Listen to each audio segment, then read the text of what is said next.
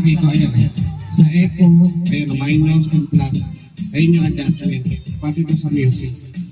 Yan. Tapos ito volume ng mic. Tapos music. Okay.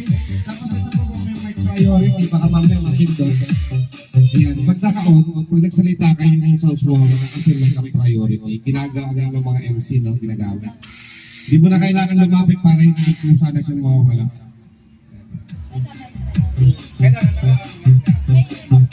Alin na?